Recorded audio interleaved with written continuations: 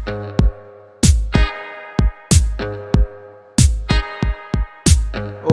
so hey guys, welcome back to CodeSpace. Myself Shukayu, and this is the next video in the binary search playlist. Hope you're doing extremely well and hope you're enjoying the playlist as well as understanding the questions. Right now, जो ये हम problem आज discuss करने वाले हैं, it is considered one of the toughest problem in the history of binary search. इसका नाम है book allocation problem.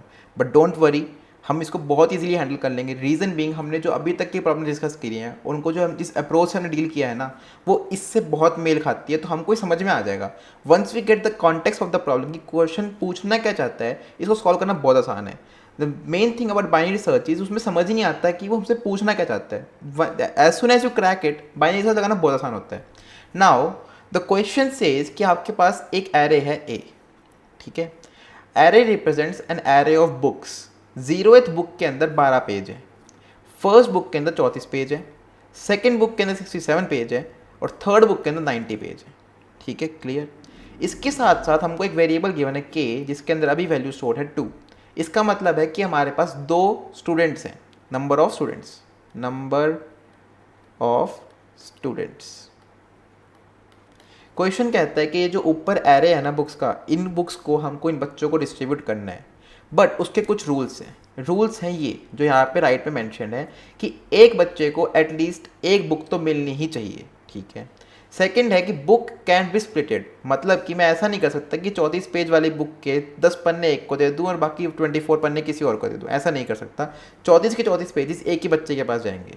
And third thing is consecutive book allocation, मतलब कि मैं ये नहीं कर सकता कि 12, मतलब जो फर्स्ट बुक है ये मैं एक बच्चे को दे दूँ, उसका 67 दे दूँ और 34 और 90 किसी और को दे दूँ. मतलब कि अगर मेरे को 12 और 67 किसी को देने हैं तो 34 भी उसी को देने पड़ेंगे. कंसेक्यूटिव बुक्स हैं, मुझे 12 और 67 के बीच में ब्रेक नहीं ले सकता मैं. ठीक है. नाउ उसके बाद हमारा क्वेश्चन क्या है. क्वेश्चन कहता है कि फाइंड मिनिमम ऑफ मैक्सिमम. ये बताऊंगा कि मिनिमम मैक्सिमम क्या, मतलब कि हमको बुक एलोकेट करनी है, हमने को कंसेक्यूटिव बुक एलोकेट करनी है. तो उसके मैंने 3 केसेस लिस्ट डाउन करे कि इन्हीं 3 तरीकों से हम 2 बच्चों पे बुक एलोकेट कर सकते हैं. क्या कि पहले बच्चे को सिर्फ 12 दे दो, मतलब फर्स्ट बुक दे दो, बाकी को बची हुई 3 दूसरे को दे दो. या फिर पहली 2 बुक एक को, 2 बुक दूसरे को, 3 बुक एक को, 1 बुक दूसरे को. ठीक है.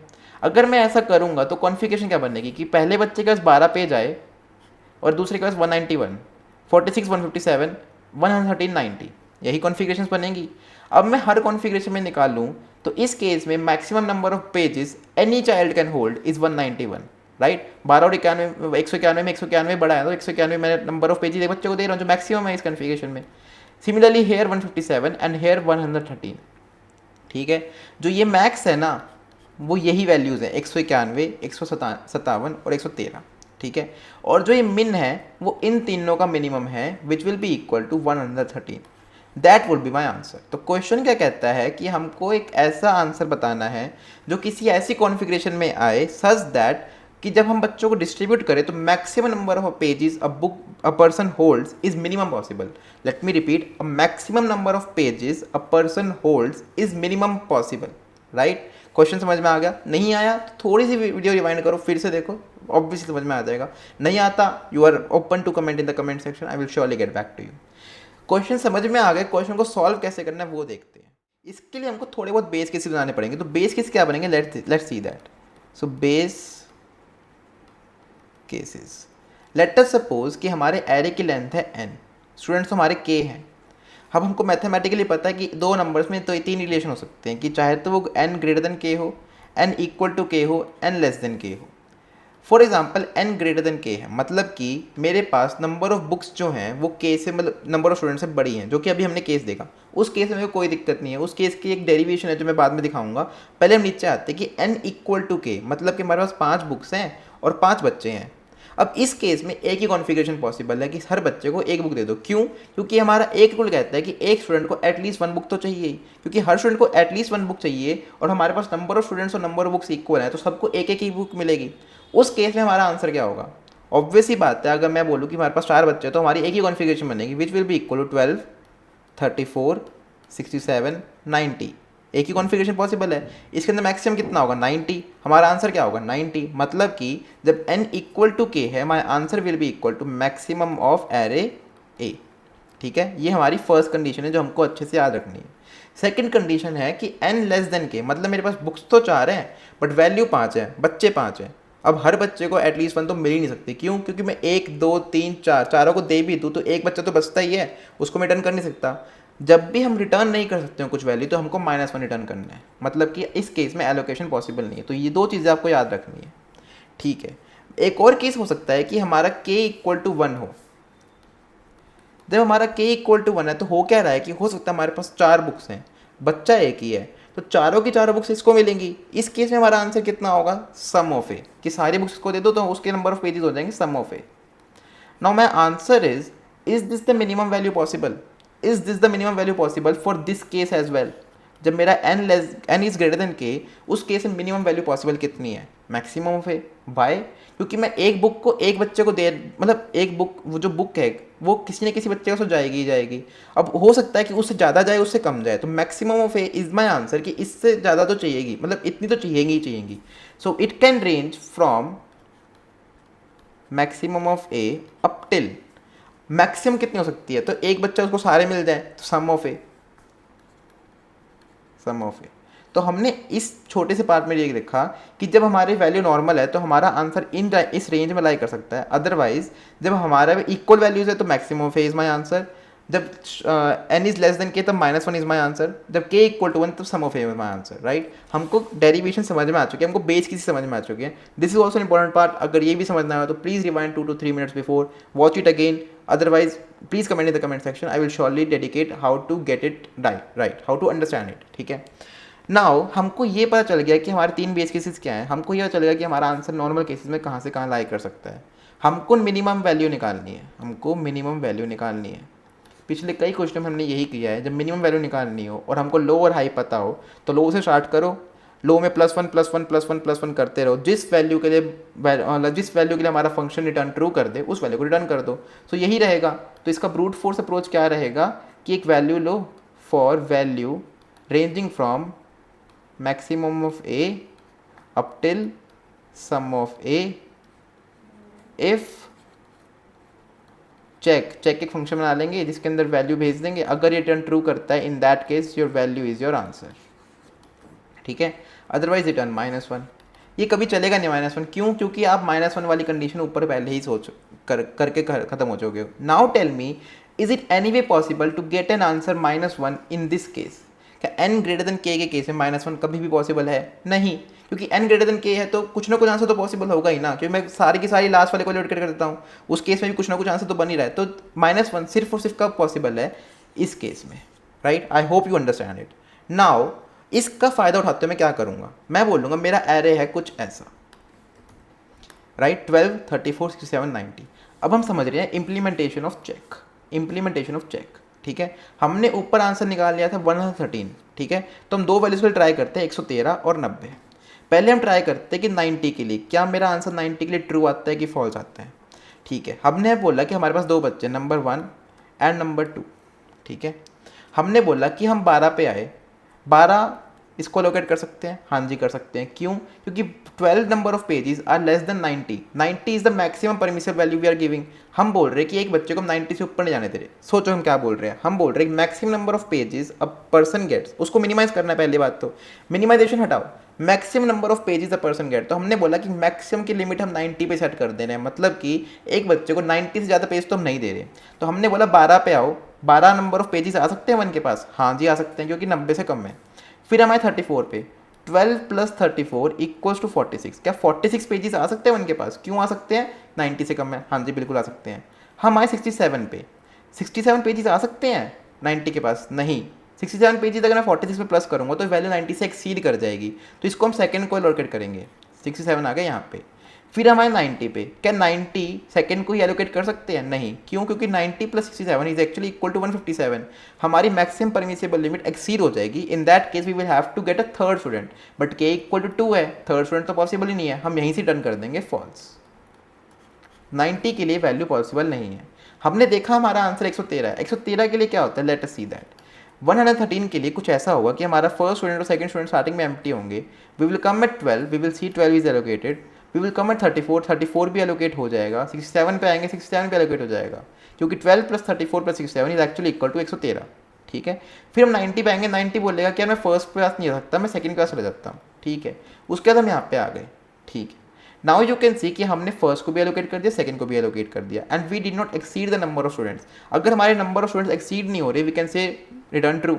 Now I want to ask कि अगर मान लो 90 भी यहीं पे आ जाता और सेकंड के पास कुछ नहीं रहता, should we return true in that case और should we return false? We should return true. Why should we return true? Because we are just checking कि क्या ये पॉसिबल है कि इस वैल्यू के अंदर अंदर हम एलोकेशन कर दें। क्योंकि अगर मान लो ये सारे पेजेस यहाँ पे आ सकते हैं, मैं बोल रहा हूँ कि 12 + 34 + 67 + 90 इक्वल टू 203 होता है। मैं बोल रहा हूँ अगर मान लो मेरी वैल्यू होती 240, मैं 240 के लिए चेक कर रहा होता। फॉर एग्जाम्पल मैं बोलता क्या ये एलोकेशन पॉसिबल है कि मैं मैक्सिमम नंबर ऑफ पेजेस 240 के अंदर अंदर ही रखूँ? हाँ पॉसिबल है, क्योंकि ये 240 है तो ये 203 है। In that case what I am trying to say कि 12, अगर 1234 यहाँ रख देता हूँ, 6790 यहाँ पे रख देता हूँ, तब भी पॉसिबल तो है ही। तो what I am trying to say, मेरा जो स्टूडेंट काउंट है वो ग्रेटर देन के नहीं होना चाहिए, लेस देन इक्वल टू के में I should return true, right. I hope I am making sense. आपको समझ में आ रहा होगा, नहीं समझ में आ रहा तो एक बार रिवाइंड करना मैं क्या कहना चाहता हूँ, ठीक है, आपको समझ में आ जाएगा। I know I am asking many times कि मैं 3 बार रिवाइंड करने के लिए कह ही चुका हूँ, but like this is a like somewhat medium problem, तो थोड़ी हेल्प तो आपको अपने आप से भी खुद की करनी पड़ेगी। नाउ इसके अंदर हमने ये किया ब्रूट फोर्स से। ब्रूट फोर्स में टाइम कॉम्प्लेक्सिटी कितनी लग रही है? So it will be equal to इन दोनों का sum, let us call it x, so it is O of x into यहाँ पे हमने एक सिंपल n की रूप लगाई, O of x into n, ठीक है। बट इसके अंदर हम क्या हम बाइनरी सर्च लगा सकते हैं? हाँ जी बिल्कुल लगा सकते हैं। जो मेरा पॉइंट था ना 203 वाली चीज़ समझाने का, उसका एग्जैक्टली पॉइंट यही था कि अगर एक वैल्यू 203 के लिए ट्रू आ रही है तो चेक करो कि 202 से पहले के लिए भी कहीं ट्रू आ रही है। अगर आ रही है तो उसको ट्रू रिटर्न कर दो। मतलब कि मैं क्या कह रहा हूँ, हमारे पास वैल्यूज़ हैं 113, 114, 115, 116 etcetera etcetera up till let's say 900। मैं बोल रहा हूँ कि 115 के लिए एक वैल्यू ट्रू आ रही है, 115 के लिए एक वैल्यू ट्रू आ रही है। अब 115 क्या है? Maximum number of pages a person can hold. तो 116 के लिए भी ट्रू ही आएगी कि 115 होल्ड कर पा रहा है, 116 भी होल्ड कर ही लेगा, बच्चे डिस्ट्रीब्यूट कर ही देंगे। 114 के लिए टेस्ट करना है तो हम बोल लेंगे जब हमारे पास एक वैल्यू ट्रू आ जाए तो हाई इक्वल टू मिड -1। अगर फॉल्स आ जाए तो हमको नंबर ऑफ पेजेस बढ़ाने पड़ेंगे, जैसे कि 90 के केस में हुआ, तो लो इक्वल टू मिड +1। जब ये करेंगे इससे पहले हम आंसर इक्वल टू मिड कर लेंगे, as simple as that, right. हमको समझ में आ चुका है कैसे करना है। चेक का मैं सूडो कोड लिख देता हूँ ताकि आपकी बेटर क्लैरिटी रहे। तो चेक के अंदर हमारे पास ए आ रहा है, के आ रहा है और एक वैल्यू आ रही है। हम इनिशियलाइज कैसे करेंगे? हम बोलेंगे फर्स्ट स्टूडेंट से इनिशियलाइज करो, स्टूडेंट इक्वल टू 1 कर दिया, जिसके पास पेजेस इक्वल टू 0 है, ठीक है। इसके अंदर हम लगाएंगे for auto it in array A, ठीक है। अगर मैं करंट एलिमेंट को पेजेस के अंदर प्लस कर दूँ और मेरी वैल्यू एक्सीड ना करे तो इसी में ऐड कर दो। So if it plus pages is less than equal to value, in that case student plus, in that case pages plus equal to it, कि इसी स्टूडेंट को वो पेजेस साइन कर दिए। एल्स स्टूडेंट प्लस प्लस की next student पे जाना पड़ेगा और पेजेस इक्वल टू इट, और उसको नए इतने पेजेस जो भी करंट आइटरेटर है उसको उतने पेजेस दे दो। And at last return student less than equal to k, कि मेरे मैक्सिमम परमिसिबल से कम ही रहने चाहिए, ज़्यादा हो गए तो मेरे को फॉल्स रिटर्न करना है कि मेरे को इस वैल्यू तक पहुंचने के लिए कम से कम इतने स्टूडेंट चाहिए जो कि के को एक्सीड कर रहे हैं, जो कि पॉसिबल ही नहीं है, right. So I hope I am making sense, आपको समझ में आ गया हो। बाइनरी सर्च भी सिंपल लो और हाई लगाएंगे, मैं उसको लिख नहीं रहा, उसको सीधा मैं कोड में इंप्लीमेंट करूंगा। So without wasting any more time let us go to the coding section and then we will code the video and then end the video. Okay, so here is the coding section guys. Without wasting any single second let us start coding. हम क्या बोलेंगे? Int n equal to array dot size, right. Simple base condition क्या है कि अगर मेरा n is less than k, इस case में तो एक बच्चे को एक बुक मिल ही नहीं सकती, कोई ना कोई तो रहेगा ही रहेगा। सिंपली रिटर्न -1, अदरवाइज लो और हाई फाइंड करो।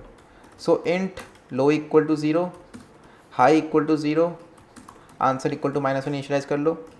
For auto it in array का आइटरेटर लगाओ जिसके अंदर लो को अपडेट करो with the maximum value of the array, low comma it, और हाई को अपडेट करो सम ऑफ एरे से, ठीक है। अगर मेरा जो k है वो इक्वल टू 1 है, मतलब कि मेरे पास एक ही बच्चा है, उसको सारे पेज रिपीट करने पड़ेंगे। In that case return high, otherwise क्या होएगा? While my low is less than equal to high, int mid equal to low plus high by 2, ठीक है। इसके ऊपर एक चेक लगाओ, अगर मेरा मिड वैल्यू लेट अस से एरे ऑफ के मिड में को ट्रू देता है, इन दैट केस पहले आंसर को अलॉट कर करो। So answer equal to mid, answer को मिड दे दिया एंड नाउ वी कैन से क्योंकि मेरे को वैल्यू मिनिमाइज करनी है तो high equal to mid minus one, high equal to mid minus one, else low equal to mid plus one and now you are ready to go with answer. ठीक है, check जल्दी से implement कर लेते हैं। So bool check which is taking my vector of int and array int k int value। हम first student चालू करें तो std इक्वल टू 1 जिसके पास अभी 0 पेजेस हैं। हम एक आइटरेटर लगाएंगे for auto weight in array, जिसके अंदर हम क्या बोलेंगे कि अगर हमारे पेजेस में प्लस करने के बाद भी करंट आइटरेटर को value is less than equal to well, in that case उसी बच्चे को पेजेस दे दो। So pages plus equal to 8, else pages कर दो आइटरेटर के इक्वल कि इस नए बच्चे को हम इतने पेजेस दे रहे हैं एंड std प्लस प्लस कि हमने नया बच्चा बनाया तो उसके लिए स्टूडेंट काउंट प्लस प्लस। अगर एट लास्ट std मतलब जो नंबर ऑफ स्टूडेंट्स है वो less than equal to k है तो in that case return true. Now you might have asked कि अगर मान लो कि जो इट वैल्यू है वो ही ग्रेटर देन वैल्यू हो गई तो in that case we should return false कि हमारे पास जो वैल्यू आई वो 90 आई और हमने इट को ही 113 मान रखा है। 113 नंबर ऑफ पेजेस हैं कोई एरे के अंदर और हमने वैल्यू रखी है 90। ऐसा केस बनेगा नहीं, रीज़न बीइंग कि मैंने यहाँ पे ही लो को ऐसा सेट कर दिया है maximum, low is the maximum of the array, तो उसके बीच में ही वैल्यू लाई करेगी, उसके आउट तो जा ही नहीं सकती, right. So it is just sum wit. अब जीरो से करोगे तो आपको वो चेक भी लगाना पड़ेगा, right. Now we are ready to go, we can surely compile and run it without giving any errors I guess. Getting accepted for sample test case, let us try to submit as well and hope you are understanding the question, right? It is getting accepted, I guess. It is running and getting accepted. So thank you for watching. Hope you liked it and please make sure to like and subscribe to the channel. Thank you. Have a nice day.